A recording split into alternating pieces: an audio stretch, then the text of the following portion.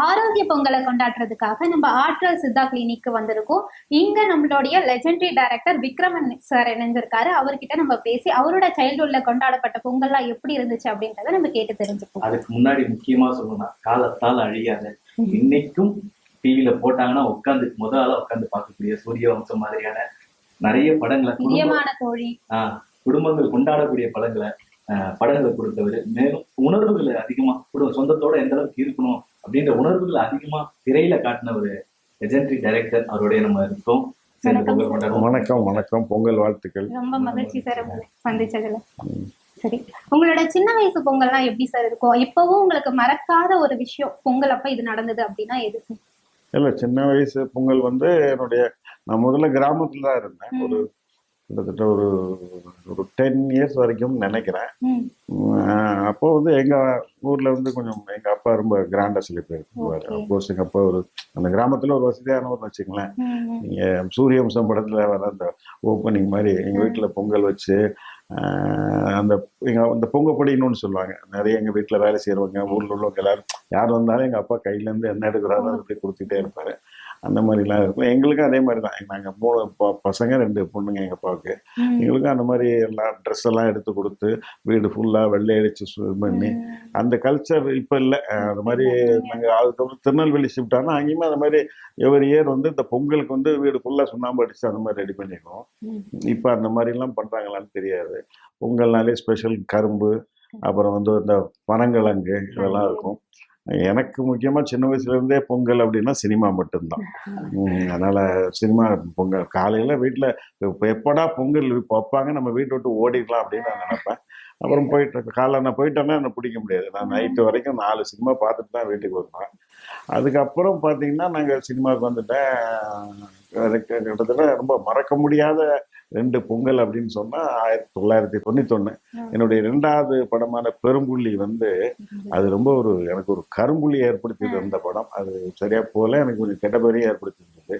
அப்படியே பாத்தீங்கன்னா 2000 மில்லியனம் இயர்ல வந்த ஃபர்ஸ்ட் தமிழ் படம் எதுன்னு கேட்டீங்கன்னா வானத்தை போல. அது அந்த பொங்கல் ஃபெஸ்டிவலுக்கு தான் ரிலீஸ் ஆயிடுச்சு. அது ரொம்ப ஒரு ப்ரௌடான மூமெண்ட், ஹாப்பியான மூமெண்ட். ஏன்னா அந்த படம் வந்து கமர்ஷியலாகவும் மிகப்பெரிய ஒரு hit. Not only Tamil but also Kannada வந்து பெரிய ரெக்கார்ட் பிரேக். கிட்டத்தட்ட 1 இயர் ஓடின படம் கன்னடத்தில். தெலுங்குல பெரிய ஹிட்டு. அந்த மாதிரி பல லாங்குவேஜில் ஹிட்டு. அது வந்து தமிழ்நாடு அரசு வந்து பெஸ்ட் ஃபிலிம், தென் பெஸ்ட் டைரக்டர் அவார்டு எனக்கு வாங்கி கொடுத்த அந்த படம். அதே மாதிரி நேஷனல் லெவலில் பார்த்தீங்கன்னா பெஸ்ட் ஹோல்சம் என்டர்டெயின்மெண்ட் அந்த கேட்டகரிக்கு அந்த படம் வந்து தங்கத்தாமரை விருதே கிடைச்சது. அதெல்லாம் டெல்லியில் போய் அப்போ இருந்த ஜனாதிபதி கையால் என்ன வாங்கினேன், ராதாகிருஷ்ணன் நினைக்கிறேன், அவர் கையால் வாங்கினேன். அதெல்லாம் ரொம்ப ஒரு ஹாப்பியான தருணம். அந்த 2000 வருடமே மறக்க முடியாத ஒரு வருடம் என் வாழ்க்கையில. ரொம்பவே அருமையான படம் சார். இப்பவும் நாங்க எல்லாரும் ஃபேமிலியா வந்து வந்து பார்ப்போம். அழியாத படம்னா அது வானத்தை படங்களுமே காலத்தால் அழியாது. இது மட்டும் இல்லாம இந்த படங்கள்ல எப்பவும் சென்டிமெண்ட் வந்து ரொம்ப அதிகமாவே இருக்கும். உங்க ஃபேமிலியோட இந்த பொங்கலை கொண்டாடும் போது இந்த சென்டிமெண்ட் உங்களுக்கு எந்த அளவுக்கு இருக்கும்? இல்லை, ஒரு அட்டாச் பண்றதுக்குள்ள பொங்கல் கொண்டாடும் போது இப்போ கூட என் ஒய்ஃபுக்கு வந்து கிட்டத்தட்ட ஒரு 8 வருஷமா உடம்பு சரியில்லை, படுத்த படுக்கையாக தான் இருக்காங்க. இருந்தும் அவங்க வந்து முந்தைய அவங்களே பொங்கல் வைப்பாங்க. இப்போ வந்து என் தங்கச்சி பொண்ணு இவங்களெல்லாம் வர சொல்லி முந்தி கீழே பொங்கல் வச்சுட்டு இருந்தோம். இப்போ மாடிகளே பால்கனியில் பொங்கல் வைக்க சொல்லிட்டு அங்கே ஒரு வீல் சேரில் வந்து உட்காந்துட்டு அந்த பொங்கல் பொங்குறது இன்ஸ்ட்ரக்ஷன் எல்லாம் கொடுத்து பொங்கல் பொங்க வச்சுட்டு அந்த ஸ்வீட் எடுத்து ஒரு சாப்பிட்டு அப்போ தான் அவங்க இதை நார்மல் ஆவாங்க. அந்த மாதிரி அவங்க இன்னும் அதை செலிப்ரேட் பண்ணுறாங்க. எங்களுக்கு ஒரு சோகம் கலந்த ஏதோ ஒரு சந்தோஷம். அவ்வளோதான். இப்போ பொங்கலுக்கு இப்போ எல்லாருமே அடிச்சுக்கிறது இங்கே இருக்கிற இடத்துல போய் இந்த படம் ஒரு மாட்டோம் அந்த மாதிரி ஒரு பெரிய ஆர்வம். நீங்க அந்த மாதிரி எந்த படத்துக்காக போய் பொங்கலுக்கு நீங்க செலிப்ரேட் பண்ணி கவுண்டர்ல நின்று அடிச்சு வாங்கின, அடிச்சு கொடுத்து டிக்கெட் வாங்குற அந்த அனுபவம் எத்தனையோ படங்கள் இருக்கேன். எனக்கு டக்குன்னு ஞாபகத்து வரல. நான் வந்து கைதியின் டைரி வந்து ஒரு பொங்கலுக்கு தான் வந்துச்சு. Bharathi Raja sir direction, Kamal sir நடித்த படம், பாக்யராஜ் சார் ஸ்கிரிப்ட். கிட்டத்தட்ட 2 லெஜண்ட் சேர்ந்த படம். ஏன்னா பாக்யராஜ் சார் அப்போ வந்து அவர் தனியாக டைரக்டராகி ரொம்ப ஒரு பெரிய டைரக்டராக ப்ரூவ்டு டைரக்டர் அவர். பாரதி ராஜா சார் ஒரு சென்சேஷனல் டைரக்டர் அவர். மறுபடியும் பாக்யராஜ் சாருடைய ஸ்டோரி டைலாக்ல பாரதி ராஜா சார் பண்ண படம். அது ஹிந்தி வரைக்குமே பெரிய ஹிட்டு பாக்யராஜ் சார் பண்ணி. அந்த படம் ஒரு பொங்கலுக்கு அந்த மாதிரி தான் நம்ம கவுண்டரில் கஷ்டப்பட்டு டிக்கெட்லாம் வாங்கி அந்த படம் பார்த்தது. அந்த மாதிரி நிறைய படங்கள் இருக்கு, டக்குன்னு எனக்கு ஞாபகம் வரல. இப்ப நீங்க பெரிய டைரக்டரா இருந்தாலும் இந்த விஷயத்த பண்ணா நான் இன்னும் சின்ன பையன் மாதிரி மாறிடுறேன், இது வந்து எனக்கு ரொம்ப சந்தோஷத்தை தருது அப்படின்னா அது எந்த விஷயம் சார்? இப்போ தீபாவளியில் வந்து பட்டாசுலாம் கொளுத்துறோம், அப்போ நம்மளை அறியாமல் நம்ம சின்ன பேரை தான் ஆகும். அது மாதிரி இன்னொன்று என்னன்னா, எனக்கு வந்து நான் திருநெல்வேலி நான் வளர்ந்தேன். திருநெல்வேலியில் என்ன ஃபேமஸ்ன்னு உங்களுக்கே தெரியும், அல்வா. நான் திருநெல்வேலியில் இருக்கிற வரைக்கும் அல்வா சாப்பிட்டதே இல்லை, எனக்கு பிடிக்கவே பிடிக்காது. உண்மையிலே எனக்கு பிடிக்கவே பிடிக்காது. ஆமாம், இவ்வளோக்கும் இருட்டுக்கடை அதெல்லாம் எங்கள் வீட்டு பக்கத்தில் தான், அதெல்லாம் நான் சாப்பிட்டதே இல்லை. திருப்பதி போனாலும் லட்டு சாப்பிட மாட்டேன், திருநெல்வேலி போனாலும் அல்வா சாப்பிட மாட்டேன். அந்த மாதிரி எனக்கு ஸ்வீட்டே பிடிக்காது. இப்போ எனக்கு சுகர் வந்துடுச்சு. இப்போ பார்த்தீங்கன்னா அந்த கிரேவிங் அதிகமாக இருக்குது. இப்போ எந்த சாப்பிட்ற. ஆமாம், நான் இடையில கொஞ்சம் இந்த யூடியூப்ல ஃபுட் ரிவ்யூவர்ஸோடைய ரிவ்யூ மட்டும் தான் பார்ப்பேன். ஃபிலிம் ரிவ்யூ தென் ஃபுட் ரிவ்யூ இது ரெண்டும் பார்ப்பேன். அதெல்லாம் பார்த்தா கொஞ்சம் டெம்ட் ஆயிரும். அதே மாதிரி இப்போ அதெல்லாம் பார்க்கறதே நிறுத்திட்டேன். ஏதாவது இப்போ இன்ஸ்டாகிராமில் ஏதாவது பார்த்துட்டே வருவேன், அப்போ ஏதாவது ஃபுட்டு பற்றி வந்ததுன்னா அப்படியே ஸ்கிப் பண்ணிட்டு போயிட்டே இருப்பேன். ஏன்னா நம்ம டெம்ட் ஆயிடக்கூடாதுன்றதுக்காக. அதெல்லாம் அப்படி சாப்பிடும்போது நம்ம கொஞ்சம் குழந்தையாக தானே ஆயிடும். ஏன்னா டாக்டர் ஸ்ட்ரிக்ட் அட்வைஸ் என்னன்னா, தயவு செய்து ஸ்வீட் சாப்பிடாதீங்க, கண்ட்ரோல் பண்ணுங்க. இப்போ மற்றதெல்லாம் என்னால் கண்ட்ரோல் பண்ண முடியாது. நான் சுகர் இல்லாமல் தான் டீ சாப்பிட்றேன். இது மட்டும் ஏதோ கொஞ்சம் அப்பப்போ கொஞ்சம் டெம்ட் ஆயிடுவேன். இப்போ அதையும் கொஞ்சம் கண்ட்ரோல் பண்ணுறேன். சார் இப்போ வந்து பாத்தீங்கன்னா சூரிய வம்சம் எல்லாருடைய ஃபேவரட்டாகவும் இன்னைக்கு இருக்க இளைஞர்கள் எல்லாமே நான் எல்லாத்துக்கும் ரெடி, தேவயானி மட்டும் வந்துட்டா போதும், நான் இதுக்கு மேல வாழ்க்கையில சக்சஸ் ஆயிடலாம் அப்படின்னு சொல்லிட்டு உங்களுக்கு அந்த மாதிரியான ஒரு மொமெண்ட் இருக்கா? இல்லை, அந்த மாதிரி மொமெண்ட் இப்போ என் ஒய்ஃப் கிட்டத்தட்ட அந்த மாதிரி கொஞ்சம் எனக்கு ஹெல்ப்ஃபுல்லாக சப்போர்ட்டிங்காக இருந்தோம். ஏன்னா என்னுடைய 2வது படம் பெரும்புள்ளி பண்ணும்போது தான் என் ஒய்ஃப் எனக்கு பழக்கம். அவங்க வந்து ஒரு ஃப்ரெண்டாக தான் பழகணும், இன்னும் லவ்வெல்லாம் கிடையாது.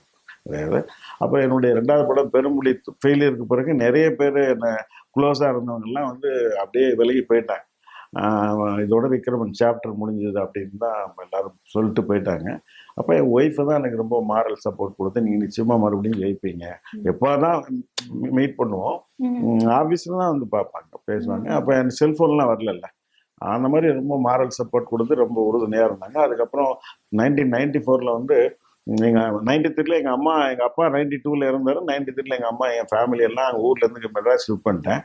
அப்போ எங்கள் அம்மாவுக்கு என்னென்னா, அங்கே வந்து வரும்போதே அவங்களால நடக்க முடியாது, மூட்டு ரெண்டுமே எலும்பு வந்து தேய்மானமாகி நடக்க முடியாது. அவங்க தவழ்ந்து தான் வருவாங்க. வீல் சேரில் தான் இங்கே கூப்பிட்டு வந்தாங்க. ரயில்வே ஸ்டேஷன்லேருந்தே நாங்கள் வீல் சேரில் தான் அழைச்சிட்டு வந்தோம். அந்த மாதிரி நேரத்தில் இருக்கும்போது நான் எனக்கு தெரிஞ்ச ஒரு டாக்டரை வரவழைச்சு கன்சல்ட் பண்ணேன். ஆப்ரேஷன் பண்ணால் அவங்க சரியாவாங்க அப்படின்னாங்க. எங்கள் அம்மா வந்து அதுக்கு ரொம்ப பயந்துட்டாங்க, எனக்கு வேண்டாம், எனக்கு ஆப்ரேஷன்லாம் வேண்டாம், இந்த வயசில் எனக்கு ஆப்ரேஷன்லாம் வேணாம்னாங்க. அப்புறம் அதுக்கும் ஒரு சைக்காட்ரிஸ்ட் வச்சு பார்த்து அவங்கள அட்வைஸ் பண்ணி, அம்மா ஒன்றாகாதும்மா, நீங்கள் வந்து ஒத்துக்குங்க அப்படின்னு சொல்லி ஹாஸ்பிட்டலில் அட்மிட் பண்ணுறோம், சர்ஜரி பண்ணோம். இப்போ நான் வந்து புதிய மன்னர்கள் ஒரு படம் ஷூட்டிங்கில் நைட் டே பிஸியாக இருக்கேன். அம்மா வந்து நான் நைட்டில் தான் போய் பார்க்க முடியும், ஹாஸ்பிட்டலில் டேயில் கூட இருந்து என்னால் பார்க்க முடியாது. ஓரளவு கொஞ்சம் மெட்ராஸ் தெரிஞ்சவங்க நான் தான். எங்கள் பிரதரும் புதுசு, என் சிஸ்டர் 2 சிஸ்டர், ஒரு சிஸ்டருக்கு கல்யாணம் ஆயிடுச்சு. அப்போ தான் இப்போ ஒரு சிஸ்டர் தான் இருக்காங்க. அவங்க அம்மா கூட இருந்து பார்ப்பாங்க. அவங்க ஆனால் ஒன்றும் அந்த மெட்ராஸ் புதுசுன்றதால எப்படி கம்யூனிகேட் பண்ணுறது எல்லாம் பிரச்சனை. அப்போ என் ஒய்ஃபை தான் கூடவே இருந்து பார்த்து எங்கள் அம்மாவுக்கு இப்போ ரொம்ப பிடிச்சிருந்தது. இதெல்லாம் பார்க்கும்போது சரி, அப்புறம் தான் நாங்கள் மேரேஜ் பண்ணோம். இப்போ என்னை தாலாட்டும் சங்கீதம் சார், அது வந்து நீங்க விஜய் சார் நடிச்ச வெர்ஷனை வெளியிட்டு இருக்கீங்க. அதுக்கு வந்து உண்மையாவே நிறைய ரெஸ்பான்ஸ் கிடைக்குது. அது பார்க்கும்போது உங்களுக்கு எவ்வளவு சந்தோஷமா இருக்கு சார்? இல்லை, எப்பவுமே ப்ரௌடாக தான் இருக்கு. நேற்று கூட ஒரு ஜி டிவியில் வந்து ஒரு விஜய் ட்ரிபியூட் டு விஜய்ன்னு சொல்லி விஜய் இப்போ இதெல்லாம் பண்ணாங்க, காலையிலேருந்து பண்ணிட்டு இருந்தாங்க. நிறைய விஜய் வச்சு படம் பண்ண சில டைரக்டர்லாம் கூப்பிட்டு டிஸ்கஸ் பண்ணாங்க அந்த எக்ஸ்பீரியன்ஸ் பற்றி. அப்போ நான் போகும்போது முதல்ல வந்து சொல்லாமலே யார் பார்த்தது, அது அங்கே மலேசியாவில் அந்த படம் ஆடியோ, ஜனநாயகன் ஆடியோவில் கூட அதை அங்கே பாடியிருக்காங்க. அதை வந்து அங்கே பாடினாங்க. நாங்கள் அதை பற்றி அதை இன்ட்ராக்ட் பண்ணாங்க, பேசினேன். அதுக்கப்புறம் பார்த்தா இந்த பாட்டு போட்டாங்க, என்னை தாலாட்டும் விஜயோடைய வெர்ஷன் போட்டாங்க.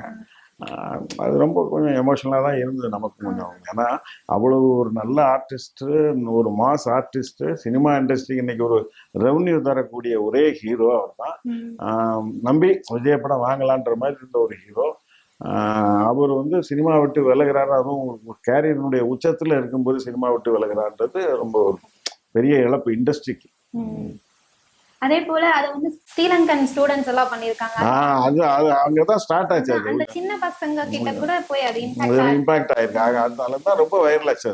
அது வந்து நாட் ஓன்லி ஸ்ரீலங்கா, இந்தியாவில தான் ரொம்ப வைரல் ஆச்சு. ஃபுல்லா எங்க பார்த்தாலும் எல்லா யூடியூப் சேனல்ஸ் எல்லாத்துலயும் பாத்தீங்கன்னா அந்த மாதிரி சிங்கள மாணவர்கள் பாடிய தமிழ் பாடல் சொல்லி ரொம்ப அழகா வேற பண்ணாங்க.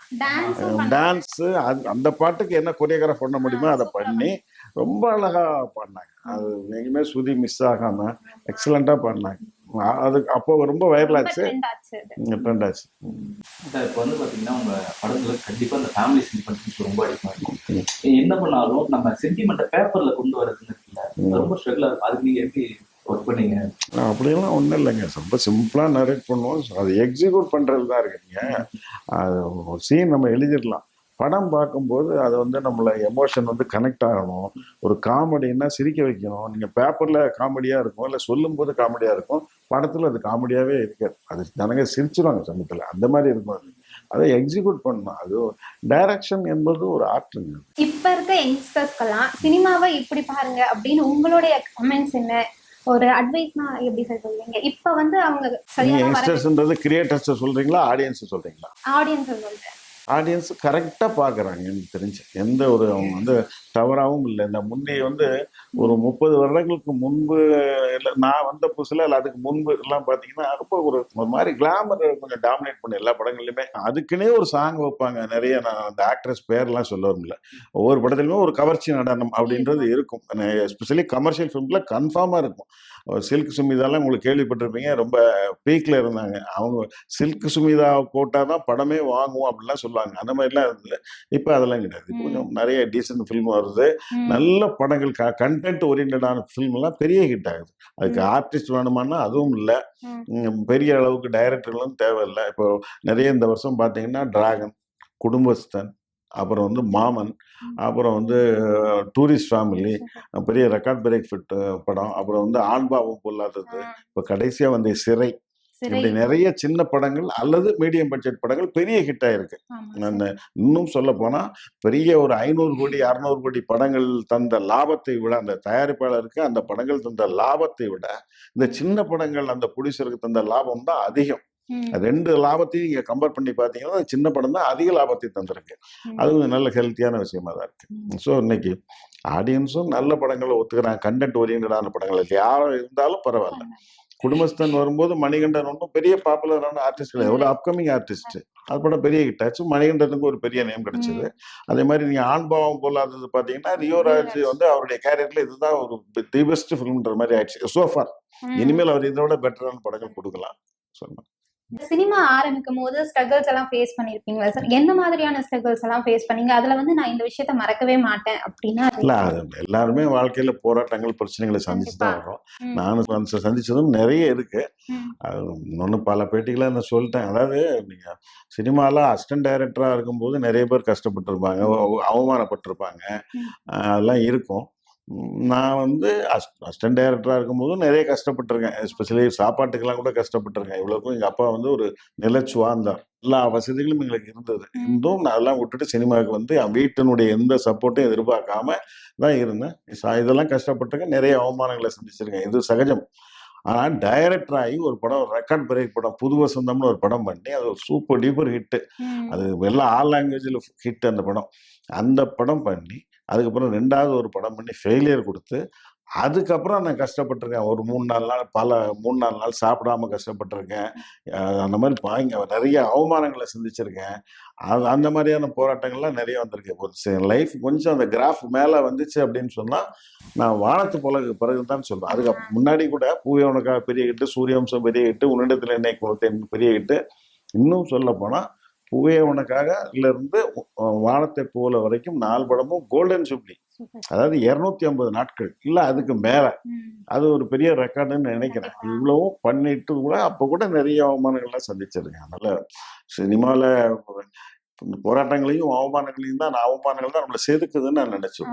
சார், இது வரைக்கும் பாத்தீங்கன்னா முதல் படமே நல்ல வெற்றி, அதுக்கப்புறம் பாத்தீங்கன்னா ஒரு பெரிய தோல்வி, அதுக்கப்புறம் மீண்டு வரதுன்னு இருக்குல்ல, மிகப்பெரிய ஒரு இன்ஸ்பயரான ஒரு டைரக்டரா நீங்க இருக்கீங்க.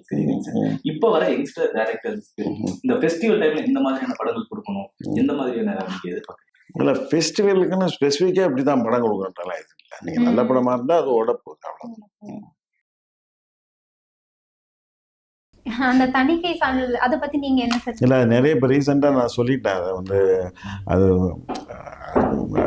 அவங்க போய் இழுத்துட்டு போயிட்டே இருக்கு. அதுக்கு என்ன முடிவு வரும்னு எனக்கு தெரியல. அது கொஞ்சம் ஆரோக்கியமானதாக இல்லை. நான் தான் இப்போ ரீசெண்டாக எல்லா பெட்டிலையும் சொல்லிட்டு இருக்கேன். அதாவது சென்சார் வேணுமா அப்படின்னா கன்ஃபார்மாக வேணும். அதில் எனக்கு 100% உடன்பாடு இருக்குது. ஏன்னா சென்சார் இல்லைன்னு வச்சுங்களேன், அது வந்து ஒரு கட்டுத்தறி இல்லாத ஒரு இதாக போயிடும். எல்லாரும் ரொம்ப தாறுமாறாக தப்பான படங்கள் வர ஆரம்பிச்சிது. ஏன்னா ஃப்ரான்ஸ்லலாம் வந்து சென்சார் கிடையாது. ஸோ என்ன ரொம்ப கேவலமான படங்கள்லாம் வர ஆரம்பிச்சது. இங்கேயும் அந்த மாதிரிலாம் வர ஆரம்பிச்சிடும். அது அதனால் அதை அலோவ் பண்ண முடியாது. நம்ம சென்சார்லனா நம்ம கலாச்சாரத்துக்கு எதிரான படங்கள், ஜாதி சண்டைகளை தூண்டுற விதமான படங்கள், மத மோதல்களை அதிகரிக்கிற மாதிரியான படங்கள், ரொம்ப வல்கரான படங்கள் இப்படிலாம் வர ஆரம்பிச்சிடும். ஆனால் சென்சார் கன்ஃபார்மாக வேணும். ஆனால் சென்சாரில் அரசியல் சார்புடைய யாரும் வந்து உறுப்பினராக இருக்கக்கூடாதுன்றது என்னுடைய ரொம்ப வருஷ கோரிக்கை. அது அந்த பொங்கல் மாதிரியான ஃபெஸ்டிவல் டைம்ல மட்டும்தான் பார்த்தீங்கன்னா எல்லா குடும்பங்களும் ஒன்று போடுறது இந்த மாதிரியான விஷயங்கள்லாம் இருக்கும். ஏன் இந்த ஃபெஸ்டிவல் டைம்ல தான் அந்த இமோஷன் அதிகமாக வரும் இருக்கும்? இல்லை அது எல்லா உலகம் பூரா இருக்கிறது தானே. இப்போ ஃபாரின்லலாம் பார்த்தீங்கன்னா அவங்க வந்து கிறிஸ்மஸ் டு நியூ இயர் வந்து நிறைய அந்த கிறிஸ்டியன் கண்ட்ரீஸில் வந்து அவங்க அதை ஒன்று சேருவாங்க.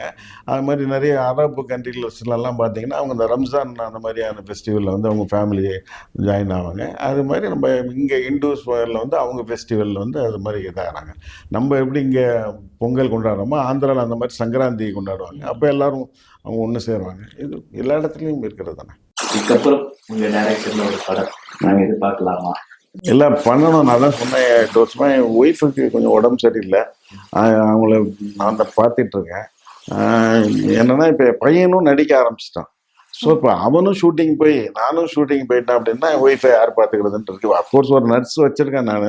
இருந்தாலும் நமக்கு வந்து ஒரு பயம் இருந்துக்கிட்டே இருக்கும். வீட்டிலேருந்து எதாவது ஃபோன் வந்தால் என்னவோன்ற மாதிரி இருக்கும். நல்லா தான் பார்க்குறேன். ஏன்னா என் ஒய்ஃப் சொல்கிறாங்க நீங்கள் படம் பண்ணுங்க, நான் பார்த்துக்கிறேன், என்ன நீங்கள் படம் பண்ணுங்க அப்படின்னு தான் சொல்கிறாங்க. கொஞ்சம் இதெல்லாம் கொஞ்சம் சரி பண்ணிட்டு கொஞ்சம் நல்ல மூடு ரிலாக்ஸான ஒரு மூடு இருந்தால் கன்ஃபார்மாக படம் பண்ணுவேன். பட் நல்ல ஆஃபர் வந்துக்கிட்டே இருக்குது. இப்போ கூட எனக்கு இந்த ஒரு மாதத்துல 2 ஆஃபர் வந்தது. ஒரு நல்ல ஹீரோ இன்னொருத்தர் வச்சுட்டு பண்ணணுன்ற மாதிரி ஒரு காம்பினேஷன் வந்தது. நான் சரி பார்க்கலாம் அப்படின்னு சொல்லியிருக்கேன். இந்த ஒரு 10 வருஷத்துல எனக்கு சூரியவம்சம் படம் பார்ட் 2 எடுக்க சொல்லி ஒரு 100 ஆஃபர் வந்துச்சு. ஹார்ட்ரஸ் சித்தா கேர்ல ஆரோக்கிய பொங்கலை பத்தி நீங்க என்ன சார் நினைக்கிறீங்க? இல்லை ஆரோக்கிய பொங்கல் அப்படின்றது இப்போ அதை நோக்கி தான் இப்போ எல்லாருமே திரும்பிகிட்டு இருக்கோம். நம்ம பார்த்தீங்கன்னா ஒரு 40-50 ஆண்டுகளுக்கு முன்பு வந்து எல்லா வீடுகளுமே வந்து விறகடுப்பு சமையல், மண்பானை சமையல் இப்படி தான் இருந்தது. இப்போ அதை நோக்கி நிறைய அப்படியே திரும்பிகிட்டு இருக்கோம். காலையில் கிட்டத்தட்ட ஒரு 90% தமிழ் சமுதாயம் வந்து காலையில் அவங்களுடைய உணவு பார்த்திங்கன்னா பழைய சோறு, ஒரு வெங்காயம், சின்ன வெங்காயம், ஒரு பச்சை மிளகாய் அந்த மாதிரி இருக்கும். அஃப்கோர்ஸ் நான் கூட அப்படி இந்த மாதிரி சாப்பிட்டதில்லை. இப்போ அது வந்து ப்ரூவ்டு வந்து அது வந்து பெஸ்ட்டு ஃபுட்டு காலையில் அப்படின்ற மாதிரி சொல்கிறாங்க. அப்படி நிறைய விஷயங்கள் வந்து நம்ம பழமையை நோக்கி போகிறோம். அதுதான் ஆரோக்கியமாக. நம்ம முன்னோர்கள்லாம் பார்த்திங்கன்னா அவ்வளவு ஹெல்த்தியாக கிட்டத்தட்ட 140 வருஷம் 120 வருஷம்லாம் வாழ்ந்திருக்காங்க. ஹெல்த்தியாக வாழ்ந்திருக்காங்க. அப்போ வந்து எந்த அவங்களுக்கு பிரச்சனை, கிட்னி ஃபெயிலியர் வந்தது கிடையாது, ஹார்ட் ஃபெயிலியர் வந்தது கிடையாது, இந்த மாதிரி பல நோய்கள் வந்தது கிடையாது. இப்போ இருக்கிற உணவு பழக்க வழக்கங்கள், இந்த ஃபாஸ்ட் ஃபுட் கல்ச்சர் வந்த பிறகு என்னெல்லாமோ மிக்ஸ் ஆகி பார்த்திங்கன்னா நிறைய பேருக்கு கிட்னி ஃபெயிலியர் இந்த மாதிரிலாம் வருது. நான் இன்னும் சொல்ல போனால் ஐம் பிகாம் கிராஜுவேட். நான் ஒரு லெவல் வரைக்குமே எனக்கு கிட்னி ஃபெயிலியரை பற்றி ஒரு தெளிவான புரிதல் இது தெரியவே தெரில. ஒரு ஃபஸ்ட் இயர் செகண்ட் இயர் படிக்கும்போது எனக்கு கொஞ்சம் கொஞ்சமாக அதை பற்றி ஒரு நாலேஜ் வந்தது. அப்புறம் எம்ஜிஆருக்கு கிட்னி ஃபெயிலியருங்கும் போது தான் நமக்கு தெரியுது இது எவ்வளோ பயங்கரமான நோய், இதுக்கு ஆல்ட்ரேஷனே கிடையாது, ரீப்ளான்டேஷன் மட்டும்தான் அப்படின்னு சொல்லிட்டு தெரியுது. அந்த மாதிரி நிறைய நோய்கள்லாம் வர்றதுக்கு இப்போ இருக்கிற உணவு பழக்க வழக்கங்கள், நம்ம எடுத்துக்கிற மருந்துகள், மாத்திரைகள், இதெல்லாம் ஒரு பெரிய இது. சித்தான்றது பார்த்தீங்கன்னா எந்த பக்க விளைவுகளும் இல்லாத ஒரு நல்ல மருத்துவம் அது இப்போ அதுவுமே இப்போ நிறைய திரும்பி வந்துட்டு இருக்கு. நிறைய பேர் இப்போ நம்ம முன்னோர்களாம் சித்தா தானே பயன்படுத்தியிருப்பாங்க. இந்த வெள்ளைக்காரங்களாம் வருது, பிரிட்டிஷ் கவர்மெண்ட் வர்றதுக்கு முன்னாடி சித்தா தான் இருந்திருக்கும் இல்லையா. இப்போ அதை நோக்கி எல்லாருமே திரும்பிட்டு இருக்காங்க.